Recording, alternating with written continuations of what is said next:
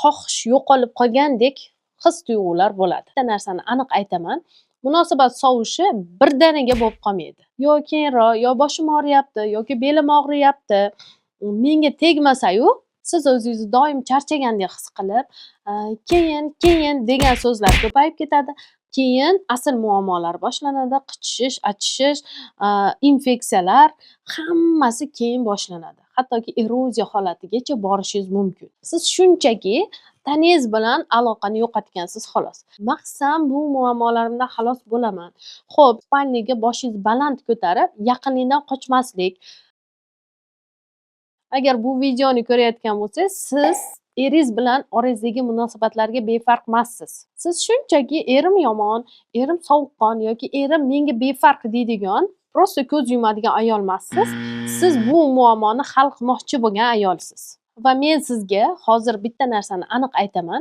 Munosabat sovishi birdaniga bo'lib qolmaydi. Hammasi kichik muammolardan boshlanadi. Ya'ni kichik muammo deganimda, siz o'zingizni doim charchagandek his qilib, keyin degan so'zlar ko'payib ketadi.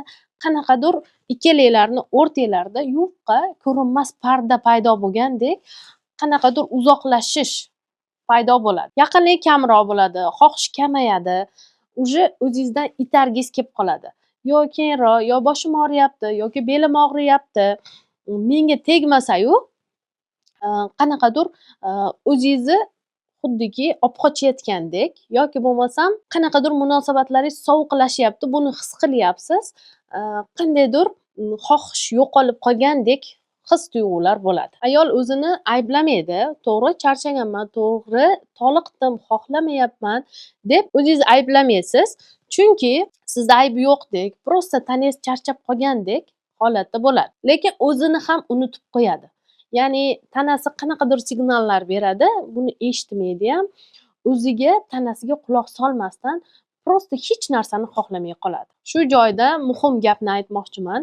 Siz bo'ldi endi yaqinlikdan sovdingiz, xuddiki yaroqsiz ayolga aylandingiz degani emas. Sezgirligingiz yo'qolgani, endi robotsiz degani ham emas. Endi o'zingizni biroz unutganingiz bu tanangizdan kelayotgan o'zingizga bo'layotgan signal desa ham bo'ladi. Chunki bu ichkaridagi ovozlaringiz, charchoq, xohish yo'qligi, munosabatlaringiz sovuqlashayotgani bu sizni tanangizga sal e'tibor berishingiz, sal nazar tashlashingiz va unga yordam berib, bu muammolardan xalos bo'lishingiz kerak degani. Siz shunchaki taningiz bilan aloqani yo'qotgansiz xolos. Ya'ni tanamiz bilan ruhiy holatimiz, sog'ligimiz uchalasi birgalikda turadi, lekin shu narsa qisman uzilib qolgan xolos. Ko'p ayollarda tug'ruqdan keyin intim zona kengayadi.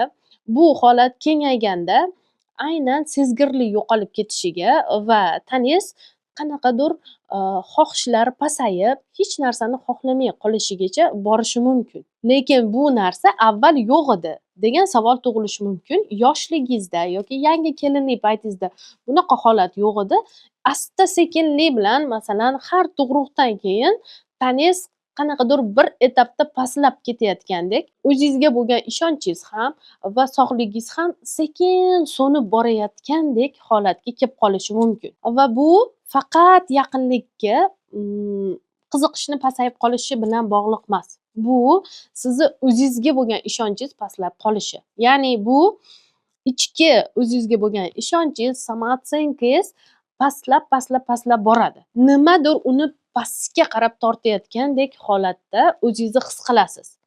Ishonch deganda albatta bu Ispaniyaga boshingiz baland ko'tarib, yaqinlikdan qochmaslik, hamma intim zonalaringiz va ichkaridagi muammolar yo'q bo'lishi degani. Aytaylik, o'sha tug'ruqdan keyin xohish pasaydi, tanada qanaqadir yaqinlikka bo'lgan xohish ham yo'q, so'nib boryapti, o'ziga ishonch past, ya'ni yaqinlikda har xil o'zida muammolar his qilyapti. Endi xohishni uyg'otish uchun bizda ayollarimiz, ba'zi ayollarimiz nima qiladi? Feromon atirlarini sepadi. Bu atirlarni sepganda go'yoki miyasida yaqinlikka xohish uyg'ongandek, turmush o'rtog'i ham bu narsani his qilib, qanaqadir qiziqishi boshqacha bo'lishini kutadi. va ruhan ong ostida, ya'ni bu narsani tasavvur qilib oladida, shu orqali yaqinlikni uyg'otmoqchi bo'ladi. Lekin bu narsa hammasi befoyda. Chunki intim zonada kenglik bo'larkan, bu feromon atirlaringiz prosta atir xolos. U ichkaridan taraladigan feromonni hech kim atirga solib berolmaydi sizga. Intim zonani kengligini toraytirish, ya'ni sizda sezgirlikni uyg'otish bilan bog'liq.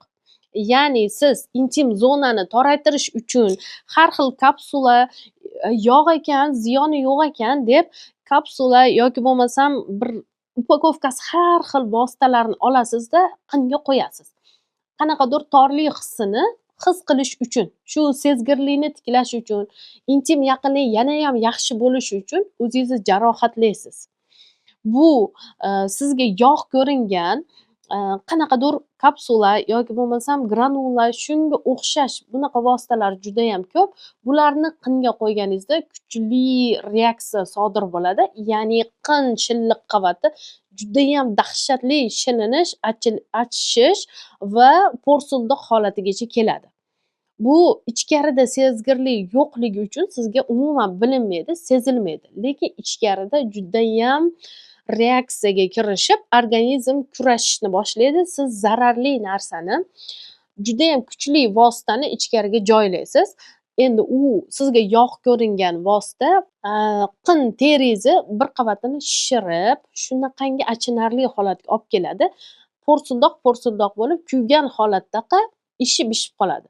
Va undan keyin siz o'ylaysizki, toraydi, feromon atirlarni sepdim, sezgirlik uyg'ondi, endi mana yaqinlik qilsam rohat olarman, o'zimga bo'lgan ishonchim qaytar, men o'zimni ayoldek his qilarman deb turib yaqinlikni boshlaysiz va bu yaqinlik paytida erkak intim zonasi qattiq shillib tushadi. Chunki u qattiq, judayam kuchli jism. U har kirib chiqib ishqalanganda u po'rsildoq bo'lib, shilinib, ishib turgan teri archilib tushadi. Va endi mana sizda muammo boshlanadi. Yaqinlikni boshida qandaydir sal torlik hissi bo'ladi-yu, lekin rezki kengayib, rezki suvlanish ko'payib ketib qoladi. Bu nimadan? Organizm o'zini o'zi himoya qilishidan. Ya'ni po'rsildoq joylaringiz shilindi, yaqinlikda 1-2 marta ishqalanish hisobiga shilinib tushdi. Endi bu shilingan joyda haqiqiy allergik yoki bo'lmasam qichishish, vaginani mikroflorasi buzilish holatiga keladi. Kuchli suvlanish bo'lsa, organizm o'zini tozalamoqchi bo'ladi. Bu yot jismdan o'zini himoya qilish uchun ko'p suv ajratib yuboradi. Biz o'ylaymizki, menda shamollashlar hammasi chiqib ketyapti deb o'ylashimiz ham mumkin. Lekin aslida bu reaksiya sabab keyin asl muammolar boshlanadi. Qichishish, achishish, infeksiyalar hammasi keyin boshlanadi. Hattoki eroziya holatigacha borishingiz mumkin. Endi bu holatda ayollarimiz nima qilsam bu muammolarimdan xalos bo'laman. Xo'p, intim zonani toraytirib, sezgirligini uyg'otish uchun, o'zimni ichimdan tabiiy feromon taratish uchun nima qilishim kerak? Yaqinlikka xohishim uyg'onib, o'zimga ishonchim baland bo'lishi uchun nima qilishim kerak degan savol tug'iladi. Bu holatda endi sizga intim fitness mashqlari yordam beradi. Bu hech qanaqa gimnastika ham emas, hech qanaqa modaga qilinadigan mashqlar ham emas. Bu tanani kompleks uyg'otadigan kuchli bitta dastur. Ya'ni siz umuman his qilmay qo'ygan miyangiz bilan intim zonangizdagi bog'liqlik uzilib qolgan joydan bu sezgirlikni tiklab, miya bilan qinni aloqalarini mustahkamlab, judayam bir sezgir holatga va harakatchan holatga olib kelish mumkin. Intim fitness mashqlarini qilgan saringiz qon aylanishi tezlashib, intim zona torayishni boshlaydi. Bu torayish sezgirlikni tiklab, haqiqiy ichlari bilan torayishgacha yetib borasiz. Ya'ni bu prosta torlik, vaqtincha torlik emas, sizni muammolaringizni butunlay hal qiladigan bitta katta dastur. Eng qiziq joyi, buni faqat o'zingiz sezibgina qolmaysiz. Bu sizni turmush o'rtog'ingizga ham shunaqangi yoqimli bo'ladiki, sizni munosabatlaringiz yaxshilanishiga va intim zonada holat yaxshi bo'lgandan keyin turmushingizda jinsiy yaqinlik paytida judayam bir sochingiz uchidan tirnoqlaringiz uchigacha orgazm holati, chuqur lazzatlanish holatigacha olib boradi. Ya'ni bu faqat o'zingiz lazzatlanib qolmaysiz, turmush o'rtog'ingizga ham shunaqangi yoqimli bo'ladi.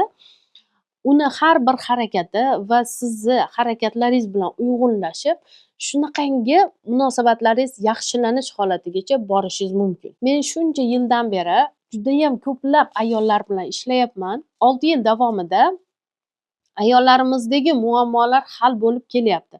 Ichidagi o'ziga bo'lgan ishonchi tiklanib, intim zona mustahkam torayib, sezgirlik oshib bormoqda. Ya'ni intim fitness degani bu kompleks dastur, sizni muammolaringizni hal qilish uchun yaratilgan dastur. Ya'ni siz to'liq mashqlarni bajarasiz, etapma-etap sekin-sekin mashqlarni bajarib, judayam tez natijalarga erishasiz. Bu albatta o'zingizga ham, turmush o'rtog'ingizga ham shunaqangi yoqimli va sizni munosabatlaringizni yanayam yaxshilaydigan holatgacha erishasiz. Agar bitta video dars bilan muammoim hal bo'ladi deb o'ylayotgan bo'lsangiz, demak bu kurs siz uchun emas. Bu bitta video bilan sizni muammolaringiz hal bo'lib qolmaydi. Aynan sizni etapma-etap sog'ligingizni tiklash uchun bu kuchli dastur sekin-sekin mashqlar yordamida har xil, masalan, bir xil tempda mashq qilmaysizda, avval yengil tempda mashq qilib, keyin uni sal kuchaytiramiz va yana etapma-etap ko'taramiz. Shu dasturlar orqali siz sog'ligingizni tiklaysiz. Agar siz munosabatlaringizni yaxshilamoqchi bo'lsangiz, munosabatni yuzaki emas, ichidan, tub-tubidan yaxshilamoqchi bo'lsangiz, bu kurs aynan siz uchun. Tez kunda bu kursimiz boshlanadi.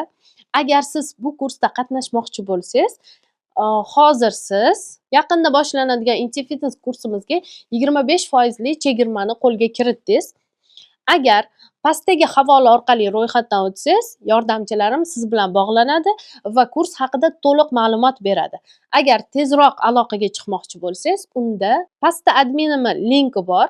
Ya'ni admin profilimizga o'tib, shu linkni bosib, 25% chegirma deb yozsangiz, sizga kurs haqida to'liq ma'lumotlar beradi. Bu sizga majburiyat emas, o'z xohishingiz bilan sog'ligingizni va munosabatlaringizni tiklamoqchi bo'lsangiz, unda kursga yozilishingiz mumkin. Harakatchan, o'z ustida ishlamoqchi va sog'ligini, munosabatlarini teng tiklab olmoqchi bo'lsangiz, shunaqa ayollarni kursimda kutib qolaman. Bu video foydali bo'lgan bo'lsa, like bosing va yaqin dugonalaringizmi, aytaylik, tanishlaringizga ilinib bu videoni yuborib qo'ying. Keyingi videolarda ko'rishguncha o'zingizni ehtiyot qiling.